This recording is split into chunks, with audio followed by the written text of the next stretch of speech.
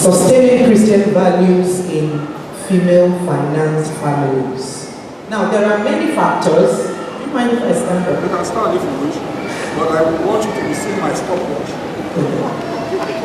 Now, there are many factors that would lead to female-financed families. A woman, for one reason or the other, may be earning more than her husband. Maybe she's got a better job by reason of her profession, and she's more economically empowered. It could be a case where a man might have lost his job or be medically unfit due to sickness, such as stroke or a physical impairment, maybe due to an accident. It could also be a situation where a man is not just rising up to take up his responsibility. Maybe the man is in addiction, alcoholism, or just grossly irresponsible, because we've seen cases like this even in Christian families.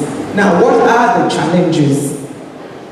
The issue now is that though we are Christians and we are to submit to Christian values, the reality is that a woman has feelings which has to be subjected to the Spirit of God. But what are these feelings? A woman may feel cheated if she has to provide financially and still take up domestic responsibilities with little or no help from her husband. There are instances where a woman has gone to work and she gets back after terrible traffic, and the man is sitting in front of the TV while she's to go and cook and clean and do everything, and the man hasn't done anything all day. A woman has feelings, and how do we handle this? We'll get to that. It could also be another challenge we can see in a female finance family is that naturally men crave for respect. And from all the scriptures we've read, a woman is to honor her husband. A woman should know that the husband is the head. And a man, the way a man is crafted and made, I want you to look at the animal kingdom. If you look at the pride of lions, the male lion is the dominant male. He sits there, lazing around most of the time. All he does is to come in for the hunt when it is really necessary. It's really the female lionesses that hunt. And so there is a natural ego in every man. A man is wired that way. And because he's the head, and because of this natural male ego, the reality we have in modernity is that there is a clash. This male ego dominance is having a serious clash with modernity, because some men cannot match this position with the value they bring to the table. And when I'm talking about the value they bring to the table, financial value is one of it. Another one is effective leadership, because there are times where issues of leadership will arise in the home, and the man may not be firm enough, he may not be decisive, and you see a lot of women stepping in. So it is actually beyond financial that a lot of women feel that maybe some men are inadequate. Increasingly, the new generation of women is becoming intolerant. Increasingly, even in the church, women are becoming intolerant of the supremacy of the men, especially where there are lapses. Now, should this be so? The Bible says we should renew our mind, with the word of God. What is the word saying? What are we feeling? What is society saying? So there has to be a way of synchronizing all these things, and we must bring ourselves in subjection to the word of God. It seems as if the sociology of women in Africa has changed in this new dispensation. I personally think that marriages is kind of evolving, even in Christianity. I want to look at the generation of my mother. My mother died at 85 years, about 5 years ago, and my father died about 10 years ago. In their generation, even though they were Christians, we were brought up in the Anglican church. Our mothers worshipped our fathers. Some of them gave them praise names. They call it Oriki, And then it came to our own generation. And our own generation, a lot of us, we are born again, we know what the word says. Remember, in those old days, our fathers used to come to church, and they go to Island Club and still have wife number 1, number 2, number 3, and they still come to church. But now, this is a generation where we are talking about one man, one wife. And we're talking about what the Bible says marriage should be. And then in this generation that we are in, I mean the 50s, the 40s, and the 60s, we are looking at maintaining this submission that we read in the Word of God. And then there is the new generation that is coming up, the 35-year-olds, the 30-year-olds. They are looking at us, the mothers, and saying, Mommy, I can't take what you are taking from Daddy. Because they are seeing a lot of discrepancies. They are seeing some men doing some things. They are seeing women working hard, and they are seeing men not delivering. And so these children are not blind. They are seeing all these things. And so some of them they're in such a dilemma that they are finding it difficult balancing the Word of God with the reality on ground. And so when there are financial pressures, even in Christian families, we see many families buckling under that pressure. Now, the third thing we are going to see is that the transition of our society from traditional marital values to Western marital values seem to have been embraced more by women. It seems to favor a lot of women when you were talking about one man, one wife. Yes, that's what the Word of God says. That is what we're talking about, gender equality. You know, a lot of women are embracing that because those values seem to favor women. But I do say gender equality even applies to the workplace.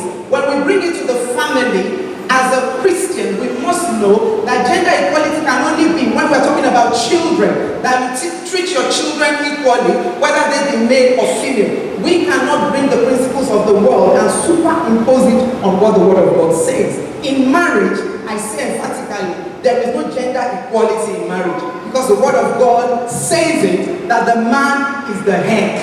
And so, when the Bible says we should renew our mind, it means we should superimpose upon any value we have, either by knowledge, either by movement or whatever, with the Word of God. So the Word of God says the man is the head, period. There is no way around it. And so when a man is ruling over you, because the prophet brought a very, very crucial scripture that I share with women. I said the man is ruling over you. How do you deal with a ruler? The only way you can deal with a ruler is to intercede for the ruler. You can fight a ruler. And so any woman that wants to change things in her life, you want to get the best from your husband. If you are not praying for him, how many people can match to Aso Rock? No matter how aggrieved you feel. Either as you are matching with your placard, they can stop you on the way. You understand? And so the way to deal with the ruler is to make sure you bring the hand of God, because the Word of God says the heart of the ruler is in the hand of God. So intercession is key if you want to see your husband improve in any way, or in any way you want it. And so men are being forced. Another challenge is that men are being forced to contain a natural ego. It's natural. A man wants to be the head. It doesn't matter the size of the man. A man of average height may be married to a woman who is a giant, but still wants to know that I am the one controlling her. I'm the one in charge. And so we see a lot of men who are trying to contain this ego because they are not financially empowered, because things are not going their way. And so what happens? There is a fallout. And the fallout is that when a man cannot be seen as a man for whatever reason, he begins to maltreat the wife. He begins to be wicked to her because there is an expression in him that cannot come out because it's financially incapacitated. So some feel that another challenge is some feel that no matter what a woman brings to the table, it is her duty because she's a helper. That is true. But it is important that men appreciate their wives. It is important that men are considerate to their wives. It is important that, having stated the standpoint of the Word of God, when you love somebody, she will not come back from a night duty as a nurse and you want to eat pounded yam in the morning. That is wickedness.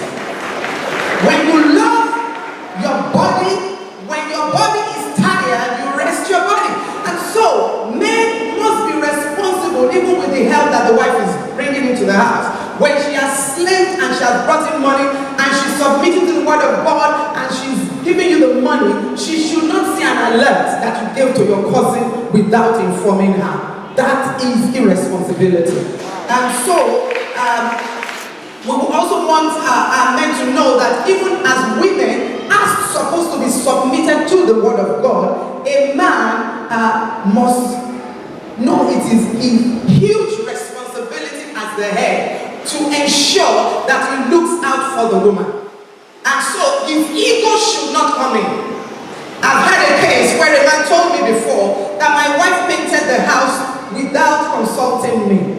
Yes, she shouldn't have done that without consulting him, but the overall image of the house is to promote him as a husband. And many times women want to do things and maybe they end up starting right but ending wrong.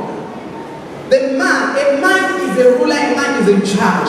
A man that loves his wife as his body will not be vindictive to the wife. We want situations where men are supportive of their wives, men are compassionate, and men are responsible even with the help that the woman is bringing to the table. Thank you. Thank you very much. Hold your gunpowder, take note of the questions we're going to ask. I'll now invite Mrs. Awopekpa to speak. I'm skipping Professor Familori for obvious reasons. So please join me in welcoming Mrs.